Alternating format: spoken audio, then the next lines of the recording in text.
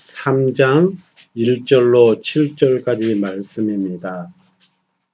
신약 257조 로마서 13장 1절로 7절까지 말씀, 저와 여러분이 한 절씩 나누어서 교독하도록 하겠습니다. 각 사람은 위에 있는 권세들에게 복종하라. 권세는 하나님으로부터 나지 않음이 없나니 모든 권세는 다 하나님께서 정하신 바라. 그러므로 권세를 거스르는 자는 하나님의 명을 거스르니 거스르는 자들은 심판을 자취하리라. 다스리는 자들은 선한 일에 대하여 두려움이 되지 않고 악한 일에 대하여 되나니 네가 권세를 두려워하지 아니하려느냐. 선을 행하라. 그리하면 그에게 칭찬을 받으리라. 그는 하나님의 사역자가 되어 내게 선을 베푸는 자니라. 그러나 내가 악을 행하거든 두려워하라. 그가 공연히 칼을 가지지 아니하였으니 곧 하나님의 사역자가 되어 악을 행하는 자에게 진노하심을 따라 보응하는 자니라. 그러므로 복종하지 아니할 수 없으니 진노 때문에 할 것이 아니라 양심을 따라 할 것이라. 너희가 조세를 바치는 것도 이로 말미암음이라. 그들이 하나님의 일꾼이 되어 바로 이 일에 항상 힘쓰느니라. 함께 봉독합니다. 모든 자에게 줄 것을 주되 조세를 받을 자에게 조세를 바치고 관세를 받을 자에게 관세를 바치고 두려워할 자를 두려워하며 존경할 자를 존경하라. 아멘. 예, 오늘 말씀은 지난주에 이어서 로마서 13장 1절로 7절의 말씀을 가지고 그리스도인과 세상 권세의 관계가 무엇인지 말씀을 통해서 은혜 받는 시간 갖도록 하겠습니다. 지난주에는 제가 그리스도인의 삶이 무엇인가에 대해서 말씀드렸습니다. 로마서 12장 14절로 21절까지 말씀을 본문으로 삼고 오늘은 그 말씀을 연결해서 바로 이제 13장 초반부 1절부터 7절의 말씀, 그리스도인과 세상의 권세에 관한 말씀인데, 그리스도인의 삶, 지난주를 우리가 한번 기억해 보면 그리스도인이 살아가는 삶이 정말 가혹하리라 생각될 만큼 정말 힘든 말씀 가운데 하나였습니다. 너희를 핍박하는 자를, 오히려 박해하는 자를 저주하지 말고 축복하라. 원수를 악으로 갚거나 원수를 갚지 말라. 그리고 늘 인정받지 않을지라도 낮은 데 처하고 높은 데 마음을 두지 말라. 이런 말씀들이에요. 이런 말씀들이 정말 쉬운 말씀들이 아니거든요. 나를 힘들게 하고 괴롭히고 또 나의 원수가 되고, 원수라는 표현을 쓰게 되면 정말 내 모든 삶을 두고서라도 갚고 싶은 마음이 가득 차 있을 정도가 바로 그 원수에 대한 뉘앙스입니다. 그런데 그것도 극복하고 되려 축복하고 기도해주고 오히려 그 사람들이 내게 그렇게 했을지라도 악한 방법이 아닌 선한 방법으로 할 수 있었던 것은, 이 말씀은 유일하게 우리가 순종할 수 있고 그 명령에 대해서 복종할 수 있는 그리스도의 삶은 단 하나밖에 없다고 말씀을 드렸습니다. 그것이 바로 하나님의 은혜의 법으로만 가능하다. 그것을 쉽게 표현하면 바로 사랑의 법으로 우리가 이해할 수 있다.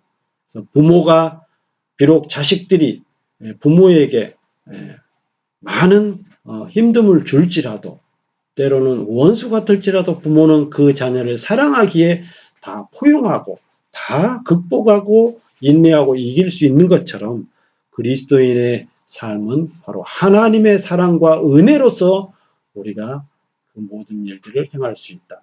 그리고 오늘은 이제 연장해서 바로 세상의 권세에 대해서 어떻게 그리스도인들이 행할 것인가, 그 관계에 대해서 말씀하고 있습니다. 그래서 첫 번째 이 13장 1절부터 말씀하고 있는데, 여기 있는 말씀도 명령으로 복종하라 이렇게 표현하고 있습니다. 복종은 지난주에도 말씀드렸다시피 이 초이스, 즉 내가 선택하는 것이 아니다 이렇게 말씀을 드렸습니다. 세상에 있는 사람들, 권세, 그래서 이 부분은, 이 권세에 대한 부분은 대다수 모든 이 성경학자들, 설교가들은 이 세상의 권세라고 다 해석하고 있습니다.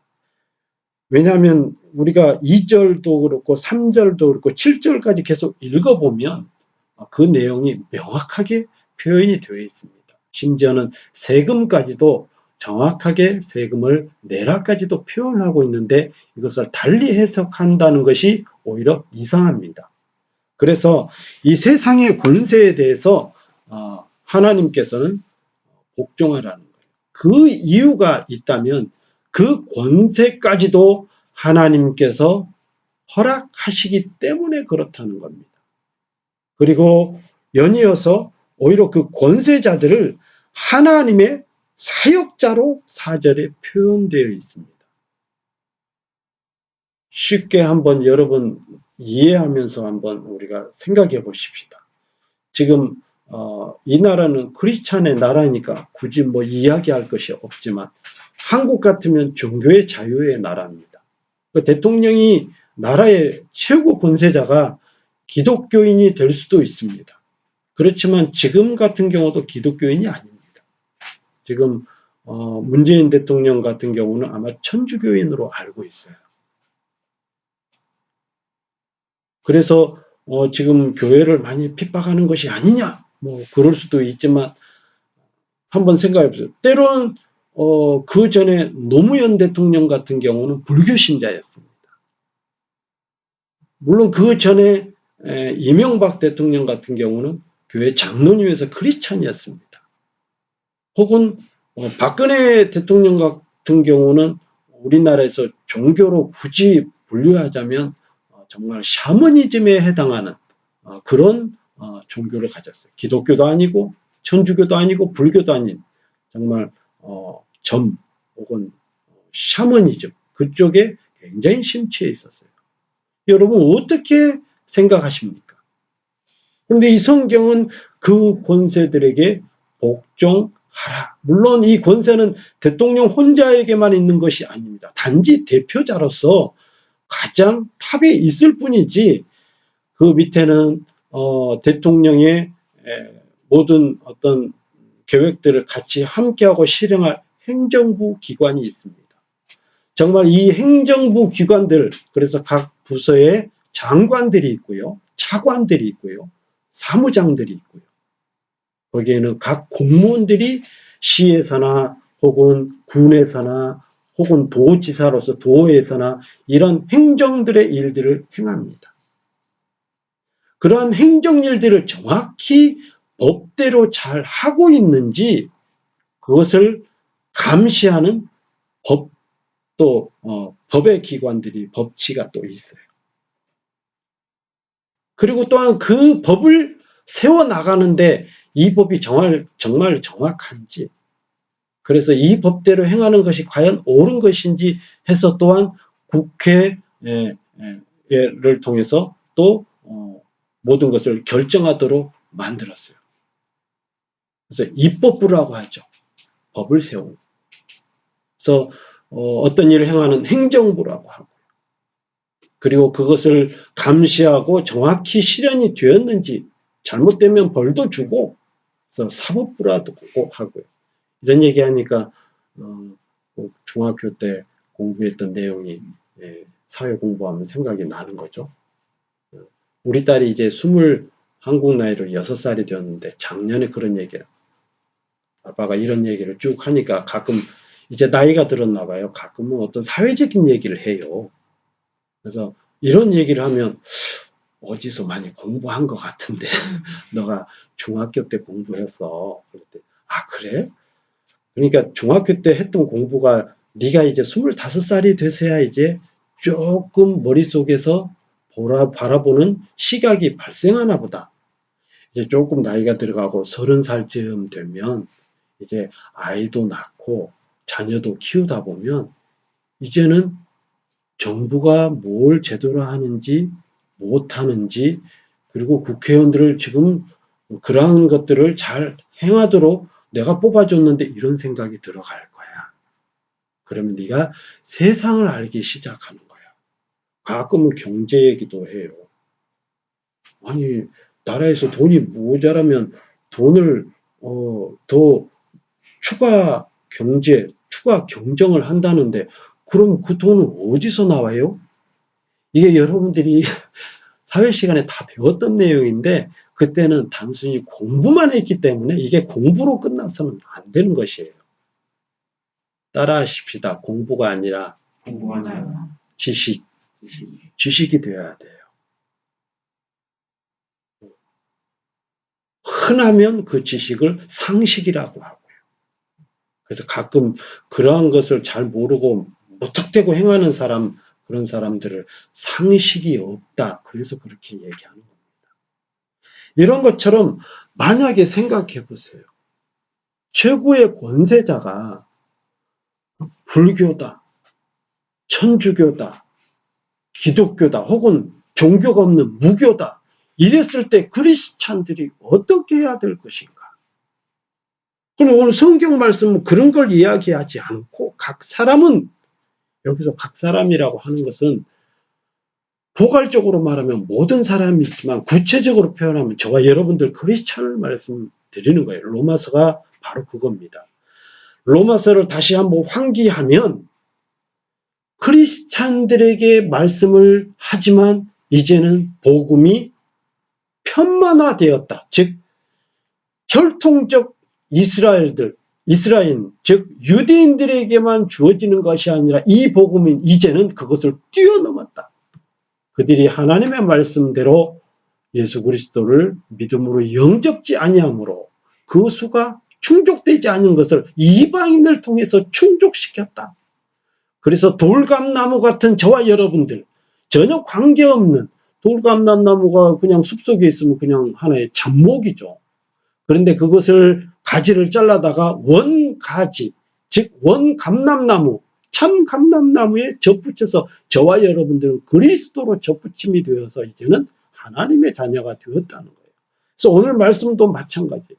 로마서는 각 사람이라고 하는 것은 첫 번째로는 저와 여러분들에게 하는 말씀입니다. 크리스찬, 비록 이방인이었지만, 그러나 이제는 우리가 이방의 복음을 전하고 하나님을 모르는 사람들과의 관계성에서 어떻게 살아갈 것인가, 복음적인 차원에서 지금 바라보며 이 말씀을 우리가 해석하고 설교도 되어져야 되고 여러분도 그렇게 받아들여야 된다. 각 사람에게, 즉 믿는 자들은 위에 있는 권세들에게 복종하라는 거예요. 비록 그 사람이 크리스찬이 아닐지라도 하나님이 세우셨다는 겁니다. 오늘 명확하게 말씀하고 있어요. 권세는 하나님으로부터 나지 않음이 없다. 하나님, 우리 크리스찬인데 이왕이면 크리스찬들이 나서 크리스찬들이 대통령이 되거나 국회의원이 되어서 정말 크리스찬들을 위한 정책들이 되면 좋지 않겠습니까? 이런 질문을 할 수가 있습니다. 그런데 이사야서나 혹은 때로는 예레미야서나, 이사야서는 성경이 시편 다음으로 굉장히 길어요. 66편인데 보통 챕터 한 장에 있는 그 구절들이 막 40몇 절씩 될 만큼 분량이 엄청나요. 그런데 40몇 절에도 한 절이 보면 여기 보면 2줄, 3줄 넘어가 한 절이죠. 거기는 막 4줄, 5줄씩 이렇게 되어 있어요. 그래서 이사야서는 두 번째로 성경이 분량이 많은데 거기에 보면은 하나님께서 범죄한 이스라엘 백성들을 때로는 정신 차리게 하기 위해서 신흥 국가 아수르라고 하는, 역사적으로는 여러분들이 배우면 아시리아 뭐 이럴 거예요. 그런 아수르 혹은 메대, 파사, 페르시아를 말씀합니다. 파사국이라든지 혹은 바벨론, 이런 나라들을 들어서 하나님은 그걸 뭘로 표현하냐면은 그들을 들어서 막대기를 표현하고 있어요. 이스라엘 백성들을 때린다는 거예요. 정신 차리라고. 그러면 이스라엘 백성들이 전쟁에서 포로가 되기도 하고 고통당하고 그러면서 그들이 하는 행위가 있다면 바로 그거예요. 하나님 살아계시는가? 하나님 살아계시다면 우리의 고난을 기억하시옵소서. 돌아보시옵소서. 하나님은 그것을 통해서 정신 차리게 하신다 이 말이에요. 때로는 크리스찬이 아닌 대통령이 나서 우리가 만약에 고통을 당한다 그러면 하나님이 정신을 차리게 하시는 막대기 혹은 매 혹은 권세다 이렇게 이해하시면 빠릅니다. 그런데 제가 의식이 있고부터 투표를 하고 시작할 때부터가 아마 김대중 대통령 때부터 투표를 했던 것 같아요. 80년대 말 이제 올림픽을 했을 때니까. 그래서 그때부터 투표를 하고 몇 대 대통령이 왔잖아요. 그 뒤로. 그런데 보면 제가 투표한 이후로 두 대통령이 크리스찬이 있었습니다. 두 분 다 장로님이셨어요. 김영삼 대통령, 이명박 대통령. 물론 김영삼 대통령은 제가 투표를 안 한 것 같아요. 그 전에 있었기 때문에. 그래도 기억에는 있어요. 그런데 제가 왜 이 이야기를 하냐면 아마 했던 것 같아요. 했고 노태우 대통령 때 그때는 안 했어요. 제가 군대를 그때 갔을 때 그 전에 노태우 대통령이 됐는데 굉장한 철저한 불교 신자였습니다. 그런데 한번 생각해 보세요. 불교 신자였는데 제가 그 당시 군대 생활을 하고 있을 때 갑자기 제가 발탁이 되어서 군종병이 되었어요. 대대 군종병. 대대 군종병을 남은 군 생활 절반을 해서 사무실 제가 있었죠. 완전 저는 거의 대대장급이었어요. 그리고 저 장소는 아무도 오지도 않죠. 아주 편안하게 생활을 하고 휴가도 누구를 추천할 수도 있고 왜냐하면 군종병이었으니까 군대 전도사님. 그런데 왜 이게 갑자기 변했냐면 그 당시 노태우 대통령이 각 군대에 1인 1 종교를 갖게 하자. 그런데 대다수의 사람들이 다 크리스찬들이 많았기 때문에 대다수가 군 스님 이런 거 거의 없었어요. 혹은 군종병 했을 때 군 신부님 왜냐면 아직 신부 수준이 안 됐거든요. 군대 나이 때는 사제 정도. 그러니까 군대 전도사님은 설교할 수 있었거든요.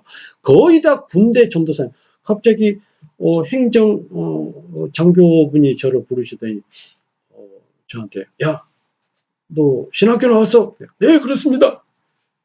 어디 신학교? 네, 저 칼빈 신학대학 나왔습니다. 칼빈이 뭐야? 어디야? 예, 신학교입니다. 그랬더니 그때 저희 장로교단에 있었거든요. 야, 너 다음 주부터 대대 군종병이야. 그때 2학년이었거든요. 하고 군대를 갔었을 때. 제가 왜 이 말씀 드린지 아세요? 나라의 권세자가 기독교를 가장 핍박할 수밖에 없는 구조의 철저한 불교 신자였거든요. 근데 기독교가 군대 내 복음이 확 번졌어요. 근데 설교도 막 한 150명, 200명 있는 데서 제가 설교하고 그랬어요. 그때 대장님도 와가지고 예배 딱 드리시더라고요. 그때는 대대장님도 성도인 거야. 끝나고 나면 간식 빵 다 돌리고.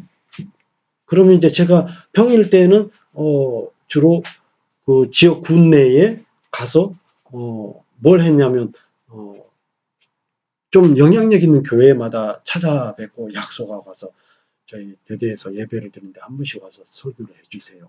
수요일마다. 그럼 와서 설교를 하시면 사람만 오는 게 아니에요. 목사님만. 권사님들도 몇 분 오고 또 오르게나 이런 반주자도 오고 그리고 맛있는 걸 많이 들고 와요. 그런 걸 유치하고요. 그리고 오시면 그 목사님들이 깜짝 놀래요. 이렇게 많이 모였고 막 대대 장교들 다 모였죠. 뭐 불교 모임 이런 건 없어요. 그러니까 그날은 웬만해 갖고는 다 1인 1종교인데 그 모임들은 있어도 조그만한데 저희는 거의 다 모였어요. 한 250명 정도 되는 곳에서 대대에서. 그러니 굉장히 저는 정말 감사할 수밖에 없는 케이스였는데 되려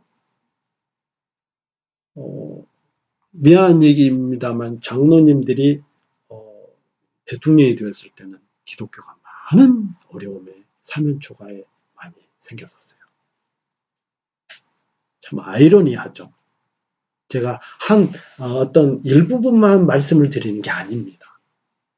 그리고 사실 많이 덕이 안 됐고요.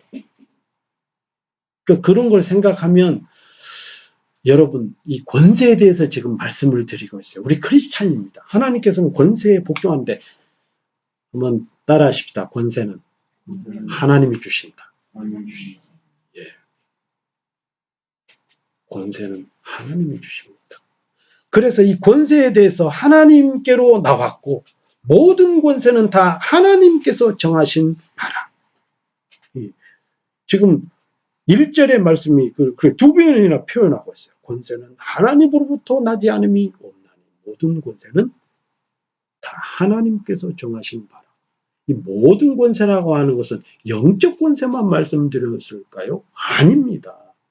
지금 아까 제가 소두에 말씀드렸다시피 이 로마서 13장 1절로 7절은 철저히 위에 있는 권세는 즉 나라의 권세를 말씀하고 있습니다. 그렇기 때문에 하나님께서 말씀하시는 이 성경의 기록이 하나님께서 그 권세를 다 주장하신다고 하는 것은 세상의 그 권세까지도 하나님이 주장하신다 이 말이에요. 그래서 저는 그래요. 모든 것을 다 협력해서 선을 이룬다. 우리가 로마서 8장 28절에 있는 말씀 그것도 설교를 드렸잖아요. 하나님께서 모든 것이 협력해서 선을 이루시는 분이잖아요. 비록 그가 비크리스찬이지만 때로는 그것을 통해서 우리에게 고난이 올 수도 있습니다. 그럼에도 불구하고 그것을 통해서 우리의 믿음이 깊어지고 하나님을 더 의지하고 성장하는 계기가 되더라 이거예요. 여러분 자녀들이 부모를 떠나면 두려움입니다. 때로는 물론 모험도 있겠죠. 궁금함도 있겠지만 부모 입장에서는 자녀보다도 더 두려운 게 부모예요. 장사식 나가서 제대로 밥은 먹을 수 있겠나? 잘 통과할 수 있을까? 그런 두려움의 연속입니다. 그런데요. 의외로 저희도 그랬거든요. 우리 딸이 지금 제가 살고 있는 게 이 북섬인데 굳이 네가 남섬에 가야 될 이유가 있냐 이거지. 못 가게 했어요. 왜 남섬에 가려고 하냐. 남섬에 가면 야, 너 먹는 것도 힘들 거고 야, 다 네 고생인데 그러다 보면 공부하는 패턴도 놓치게 될 것이고 때로는 건강 때문에 문제가 될 수도 있고 차라리 어디 가까운 곳이면 2-3시간이면 내가 차라도 가는데 남섬이라 갈 수도 없고 지도 아플 때마다 올 수도 없고 그런데 결국 가게 되고 갔는데 많이 성장하더라고요. 참 묘하죠. 엄청 성장해요. 우리 김선희 집사님도 그래요. 지훈이가 많이 그때 오셨을 때요. 올해 초에. 많이 바뀐 것 같아요. 우리가 봐도 바뀌었는데 오랜만에 보신 분은 얼마나 많이 바뀌었겠냐. 바로 때로는 그래서 정말 어려움이 없냐 이 말이에요. 어려움이 있습니다. 여러분 이 이민 생활 자체가 어려움이잖아요. 먹을 거 제대로 못 먹고 편한 거 이게 전화만 나가면 막 아주 쉽잖아요. 쉬운데도 불구하고 다 불편한 것 투성이고요. 때로는 영어가 잘 안 되고 문화가 이게 안 맞다 보니까 정말 치사해서 진짜 꼭 이렇게까지 살아야 되나 그런 생각이 안 들겠냐 이 말. 그런데 거기에서 오는 그 반대적인 측면에 있어서 보면 나도 모르게 인내도 생기고 받아들이려고 하는 수용력도 생기고 성장하는 계기도 되고 부모를 생각할 수밖에 없고요. 가까이 있을 때는 저도 몰랐어요. 같은 한국에서도 저희 부모님, 어머님 혼자 계시지만 전남 구례에 살고 저는 저 멀리 한국에서 제일 멀다 하는 파주 여기 북한이 보여요. 이게 자유로로 가다 보면 북한 마을이 보여요. 거기서 제일 멀리서 제일 남쪽에 사는데도 그런 걱정이 그렇게 많이 없었어요. 지금은 자주 생각나요. 나이가 들어서 그런지는 모르겠지만 꼭 그런 건 아니고 오히려 이게 문화 환경이 떨어지니까 그런 게 더 생각이 성장하는 계기가 되더라. 하나님께서는 왜 복종하라고 하셨는지 걱정하지 마라. 네가 걱정할 사람이 아니다. 내가 모든 것을 다 핸들링하고 하나님께서 모든 것을 주관하고 하나님께서 모든 것을 이끌어 가신다. 그럼 성경 이렇게 한 장만 이렇게 넘겨보세요. 앞으로 로마서. 우리가 13장 오늘 1절부터 7절까지를 지금 설교를 하고 있는데 한 장만 넘기면 12장 위에 부분에 11장 33절로 36절까지 말씀 금방 찾으실 수 있을 겁니다. 제가 봉독해 보겠습니다. 깊도다 하나님의 지혜와 지식의 풍성함이요 그의 판단은 헤아리지 못할 것이며 그의 길은 찾지 못할 것이로다. 우리가 하나님의 그 깊은 뜻, 그 넓으신 지혜 어떻게 측량하겠느냐 이 말이에요. 누가 주의 마음을 알았느냐, 누가 그의 모사가 되었느냐. 누가 주께 먼저 드려서 갚으심을 받겠느냐. 이는 만물이 주에게서 나오고 주로 말미암고 주에게로 돌아감이라. 예, 다시 원래대로 13장으로 넘어오세요. 모든 권세는 하나님께로 나왔고 하나님이 정하시고 하나님이 이끄신다. 그것을 믿고 가는 겁니다. 여러분 어떤 대통령이 정치를 하나 잘못했을 수가 있습니다. 뭐 하나만 그랬겠습니까? 때로는 뭐 정말로 수천 명이 민주주의임에도 불구하고 총에 맞아서 혹은 둔기에 맞아서 이유도 없이 걸어가다가 죽은 경우도 있습니다. 때로는 이 나라 자체가 정말 세계에 빚을 져서 빚을 못 갚을 그런 위기에 있었을 때도 있었습니다. 경제가 나락으로 떨어질 때도 있었어요. 대통령에 의해서 혹은 그러한 행정기관 혹은 입법부 사법부 기관에 의해서 각종 비리들이 어마어마하게 발생돼서 주소 새도 모르게 서민기업들이 서민들이 혹은 국민들이 사라지기도 하고 희생을 당할 때도 많았습니다. 그런데요, 아이러니하게 그런 것이 더 일어나야 된다는 뜻이 아닙니다. 그것을 통해서 대한민국이 일약 엄청난 발전을 갖게 되었다. 때로는 그러한 어떤 정치나 어떤 결정에 반발하면서 데모를 하기도 하고 때로는 말없이 침묵으로 일관하기도 하고 퍼포먼스를 하기도 하고 때로는 어떤 일이 있어서 별 표현을 다 하기도 하고 그것을 통해서 엄청나게 대한민국은 세계에 두각이 나타날 정도로 변모하고 발전한다. 우리 기도하고 있잖아요. 나라를 위해서. 정말 전 세계에 대한민국만큼 종교성이 강한 나라가 또 있겠습니까? 그게 또 기가 막히게 이 기독교라는 정서와 너무 많이 잘 맞아떨어져요. 너무 하나님이 이 나라 백성들을 사랑한다는 것을 느껴요. 그것을 통해서 성장하는 계기가 되었다. 억울한 일 당할 수 있습니다. 때로는 그것 때문에 우리가 사면초가 있을 수 있어요. 그런데 그것 먼저 생각하지 말라는 거예요. 먼저 복종하라. 그래서 불합리한 것, 우리 이런 것만 생각하는데 그렇지 말고요. 세금을 내라. 그럼 예, 세금을 내는 겁니다. 왜 나만 세금을 내야 돼? 저 사람도 안 내잖아. 아닙니다. 안 낸 사람은 안 낸 사람의 문제고 내가 내야 된다는 것이 정해졌다면 내야 되는 것입니다. 어저께 그 대통령께서 청년들하고의 어떤 그 뭐 시간을 가졌다죠. 그래서 뉴스에 보니까 자세한 내용은 안 봤습니다만 그 줄거리에 불공정, 즉 공정이라는 말만 37번을 대통령께서 하셨다고 그러더라고요. 물론 거기에는 정말 우스울 사람도 있고요. 왜? 지금 그러면은 당신이 뽑은 그 수장들의 행정기관의 수반들이 정말 공정하게 하느냐 이렇게 따질 수가 있어요. 그럼 또 반대적인 편에 원래 뭐든지 앞서 나가면 두각을 나타내게 되어 있어요.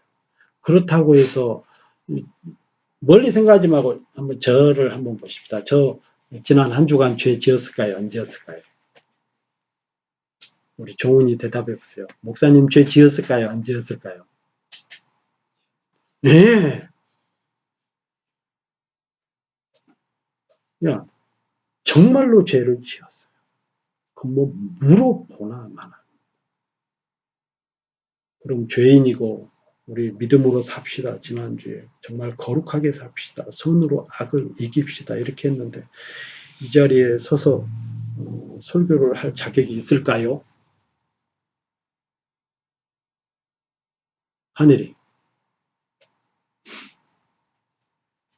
목사님이 나한테는 어려운 것만 물어봐. 종문이한테는 쉬운 거 물어보고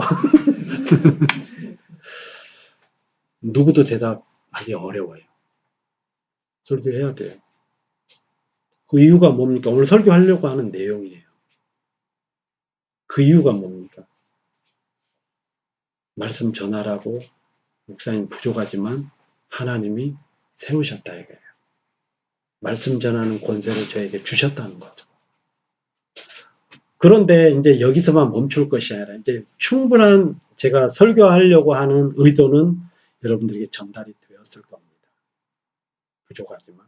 그런데 이 권세를 받는 사람만이 아니라 오늘 말씀을 보면 권세를 나타내는 사람은 어떻게 할 것이냐에 대한 말씀도 하고 있습니다.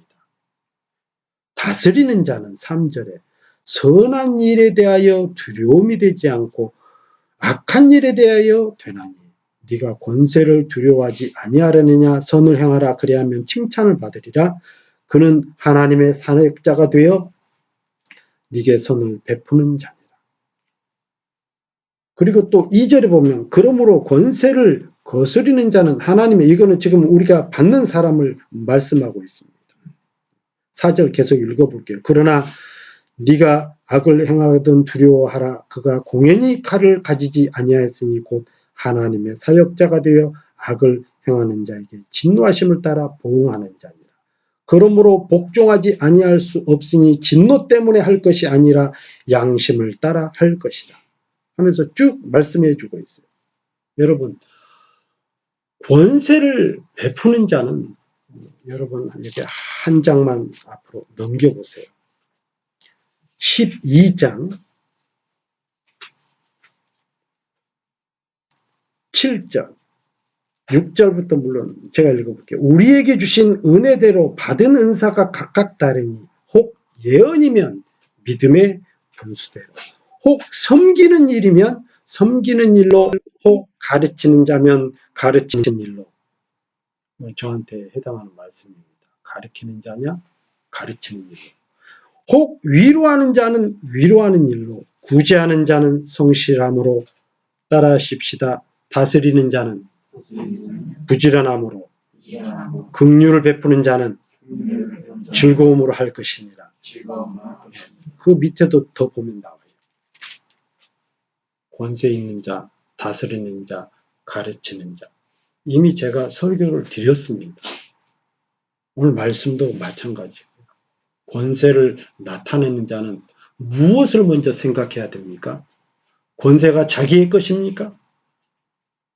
모든 권세는 하나님이 주신다 하였고 하나님이 그것을 정하신다고 하였으니 그도 최고의 권세자인 하나님을 기억해야 할 것입니다. 그런데 나보다 더 높은 사람이 있기 때문에 우리는 두렵고 떨림으로 저와 여러분들도 마찬가지입니다. 우리는 이 권세를 가진 자가 아니라 다스림을 받은 자들이잖아요. 그렇기 때문에 우리는 두렵고 떨림으로, 왜? 선을 행하는 것은 칭찬을 받지만 악을 행하면 진노나 혹은 두려움의 대상이 된다고 했는데 어떻게 행하라고 했습니까? 그것 두려워, 즉 형벌과 진노 때문에 너희가 그 권세 앞에 복종하지 말고 양심을 따라 할 것이니라. 이 말씀은 자율적으로, 믿음으로, 즐거움으로 행할 것이니라 하는 말씀이에요. 물론 저도 기도합니다. 하나님, 나라의 권세자들이 정말 백성들을 두려워하는 마음으로 이렇게 기도하거든요. 물론 또 반대적인 측면으로도 기도합니다. 하나님, 백성을 사랑하는 마음으로 행하게 해주세요. 최고의 권세자이신 우리 하나님은 우리를 사랑하시면서 우리를 다스리십니다. 우리를 사랑하시기 때문에 권세자들을 세워놓으셨어요. 비록 그 사람이 크리스찬이 아닐 수도 있는데 하나님은 그를 세웠습니다. 왜 그러셨을까요? 때로는 야, 내가 너를 사랑하기 때문에 내가 이렇게 하지 않으면 너가 정신을 안 차릴 수도 있겠다. 때로는 막대기나 매처럼 우리에게 어려움 주고 힘듦을 주어서 깨닫게 하시기 위해서. 제가 지난주에도 말씀을 드렸습니다. 가끔 보면 왜 하필 크리스찬들만 이렇게 구체적으로 자꾸 이야기하느냐. 전에는 신천지였는데 이제 신천지가 자세를 확 바꿔버리니까 지금 신천지들이 혈장 알죠? 혈장. 즉 자기들이 그 코로나 바이러스 때문에 걸렸다가 치료를 받으면 그 치료받고 난 사람에게 있는 그런 어떤 혈액을 받아야 거기서 치료제를 추출할 수가 있거든요. 혈장 치료제. 뭐 그것을 자원봉사하고 돈도 몇백억을 내겠다. 그 치료비를 위해서 우리가 그런 것들 위해서 막 이렇게 나서 보니까 이제 타켓이 사라지는 거야. 근데 기독교가 지금 사랑의 교회의 정치적인 문제 때문에 타켓이 되었습니다. 왜 다른 사람들도 많이 모였고 다른 부류도 많이 있는데 왜 기독교냐? 뭐 그럴 수 있잖아요. 여러분 아까 제가 말씀드렸잖아요. 저 사람 세금 안 내는데 그럼 나도 안 내도 되잖아. 이거 아니라 이거예요. 그 사람의 문제고 우리는 세우는 그 법 혹은 세우는 그 권세 앞에 복종할 뿐입니다. 여러분 우리를 생각해보고 우리를 돌아봐야 합니다. 지금 교회가 얼마나 늦어졌냐면 이 온라인 예배 이건 뭐 수없이 제가 말씀드렸으니까 교회가 가장 느려요. 그럼 세금 문제 한번 보십시다. 제가 안 읽었는데요. 6장 6절 7절 읽어볼게요. 너희가 조세를 바치는 것도 이로 말미암음이라. 그들이 하나님의 일꾼이 되어 바로 이 일에 항상 힘쓰느니라. 모든 자에게 줄 것을 주되 조세를 받을 자에게 조세를 바치고 관세를 받을 자에게 관세를 바치고 두려워할 자를 두려워하며 존경할 자를 존경하라. 조세, 세금에 대해서 말. 지금 교회가 아직도 세금 문제가 국회에서 법을 정하는 국회에서 통과가 안 되고 있습니다. 저는 세금 내야 된다고 강력히 찬성하는 사람 중에 하나입니다. 당연히 내야죠. 그것만 있는 줄 압니까? 지금 교회가 큰 교회들은 대부분 아까 제가 공정에 대해서 말씀을 드렸는데 fair잖아요. 영어로 fair. fair 플레이를 해야 되는데 큰 교회 목사님들이 은퇴할 때 주로 자기 아들을 세웁니다. 부자 세습이라고 하죠. 안 믿는 사람들이 뭐라 하는지 압니까? 여기가 북한이냐? 공정하게 정말로 더 나은 목회자 혹은 지도자가 있다면 그를 세워야 되는 것이 당연하지 않겠습니까? 이런 문제는 기업 혹은 다른 곳에서 벌써 많이 오래전에 건드려졌어요. 그래서 세금을 매겨야 되네, 어째야 되네. 근데 왜 교회는 그 문제가 이제야 이 문제가 대두가 되느냐 하는 거죠. 하나 더 얘기할까요? 얘기하면 끝이 없는데. 목사님들이 큰 교회에서 퇴직하시면 퇴직금을 받습니다. 그걸 이제 사례금이라고 하죠. 퇴직하는데 보통 일반인들이 공무원이 되었던 회사에서 퇴직을 해서 만약에 보통 그 10억 정도를 받는다. 그러면 세금이 얼마 정도 나오는지 알아요? 여러분들 사회생활도 해야 되니까 한 2억 5천 정도가 나와요. 3억 5천인가? 집사님 혹시 아셔요? 네, 3억 5천. 그러면 이제 6억 5천을 받고 3억 5천을 세금을 내요. 교회는 10억 사례를 받으면 얼마 내는지 알아요, 세금이? 이제 조금 통과됐다고 하는 게. 잘 모르죠. 30분의 1 낸대요. 몇 천만 원 정도. 그 생각해봐요. 그러니까 이제 목사님들이 하시는 말씀은 뭐냐면, 이거는 뭐 회사를 퇴직한 것도 아니고 교인들이 감사에 대한 답례로 준 거다. 그러니까 이거는 무슨 퇴직금이냐. 회사는요, 평생을 네가 회사의 퇴직금 제도는 원래 처음부터 평생을 네가 우리 회사에 헌신했으니까 네가 월급 낼 때마다 퇴직금을 회사가 적립을 해가지고 모아갖고 감사의 표를 주는 게 퇴직금입니다. 뭐가 다르죠? 교회가 이렇게 늦어요, 지금. 더 말할까요? 근데 참 말하기 싫어. 왜? 그래, 강병호 목사, 오클랜드 행복교, 너는 개척교회라 뭐 나중에 퇴직해봐야 퇴직금도 없고 뭐. 저는 이 나라에서 산다면 퇴직금 안 받을 거예요. 왜? 교회가 커도. 여러분들이 증인이 되세요. 혹시 나중에 받으면 목사님 그때 사택에서 예배 드릴 때 안 받는다 했잖아요. 말씀하세요, 진짜로. 이 나라에서 공정하게 나오잖아요. 참 이 나라는 공정한 게 왜요를 지금 말씀드리는 겁니다. 세금을 1년에 몇십만 불을 내는 사람도 저같이 1년에 한 15,000불 내는 사람도 퇴직하면 퇴직금이 똑같다는 거. 연금이. 퇴직금 없어요, 이 나라는. 회사든 뭐든 단 한 분도 퇴직금이 없고 연금이 나와요. 만 65세가 넘어가면. 정확히 연금.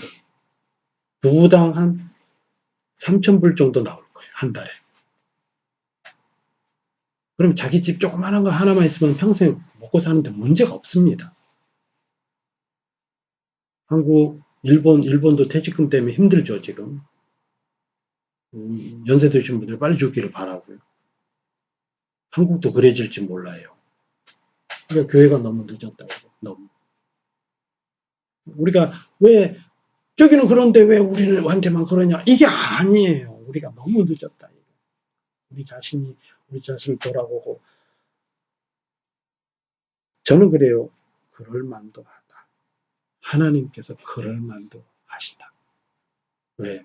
교회가 정신을 차릴 때가 이미 정신을 놓을 때가 너무 늦었다는 너무 차릴 때가 너무 늦었다는 거. 교회가 빛과 소금의 역할로 이름도 없이 인정도 못 받더라도 빛도 없이 해야 되는데 평균을 못 따라가고 있으면 이미 아닌 겁니다. 그래서 기독교는 언제 타락이 되고 언제 기강이 해이되냐 영성이 떨어지냐면 배부르고 여유로울 때. 사탄이 전에는 그냥 핍박하고 정말 피 흘리게 하고 어려운 가운데 막 그렇게 해서 정말 네로 황제 혹은 어떤 그런 사람들을 통해서 어려움을 줘서 신앙생활을 못하게 했는데 지금은 전략을 바꿨다죠. 야, 배부르게 만들고 여유롭고 게으르게 만들자. 그래야 진짜 그래요. 기독교는 여유로워지면 살아죠.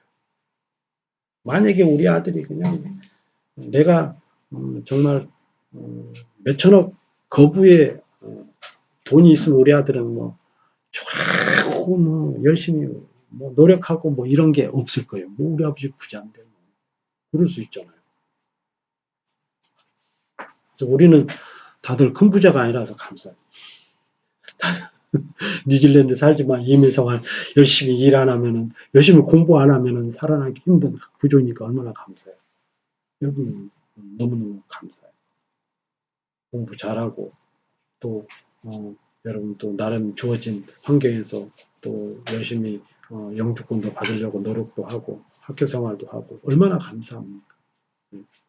하나님이 이런 것, 모든 것이 권세가, 부모의 권세도 하나님이 정하십니다.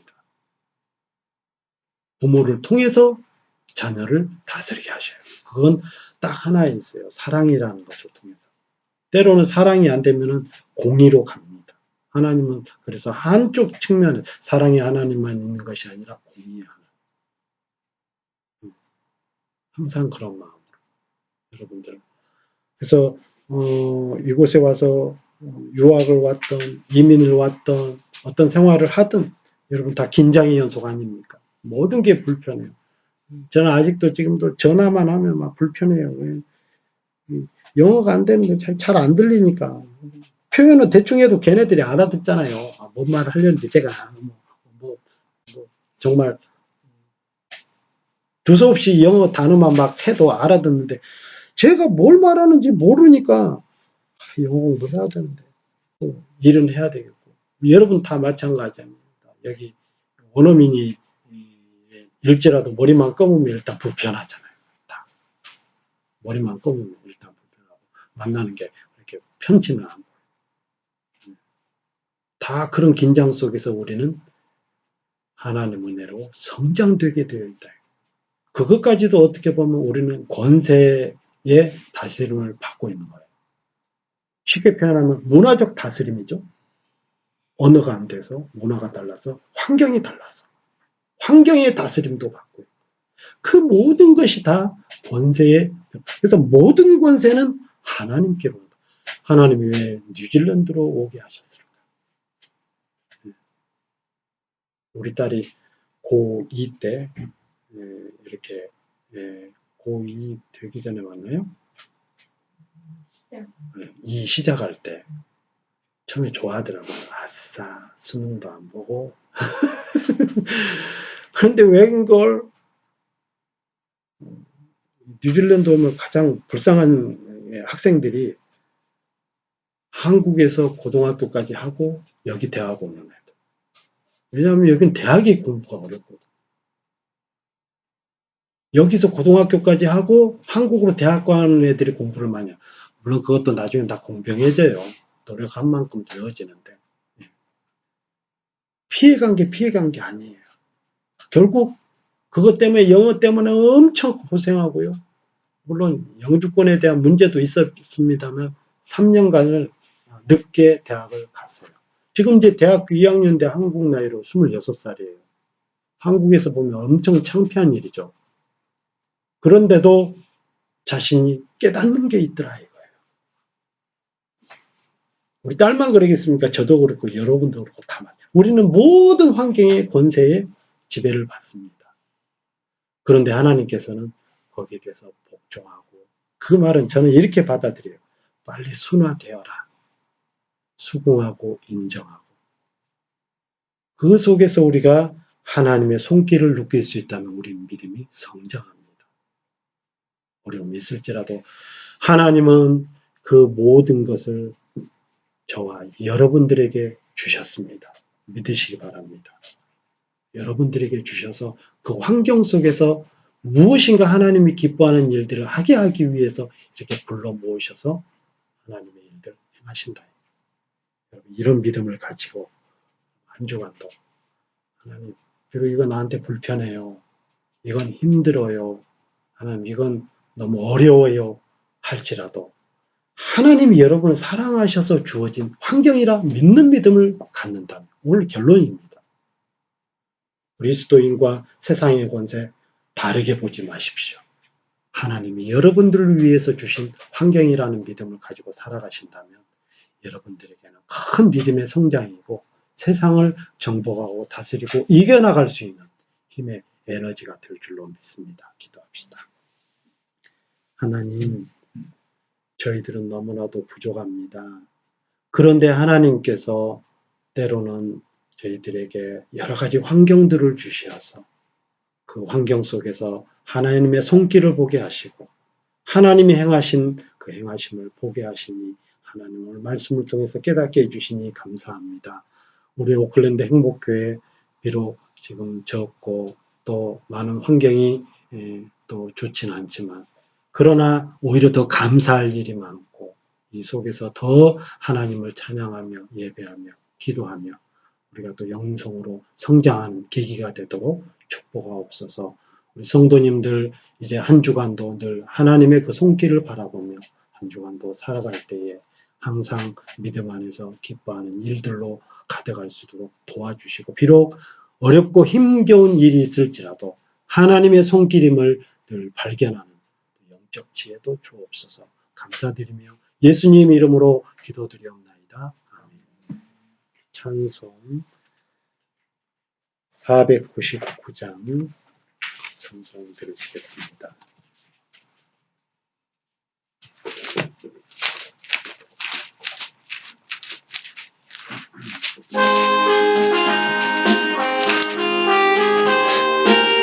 (1절과) (4절) 찬송드립니다. 흑암에 사는 백성들을 보라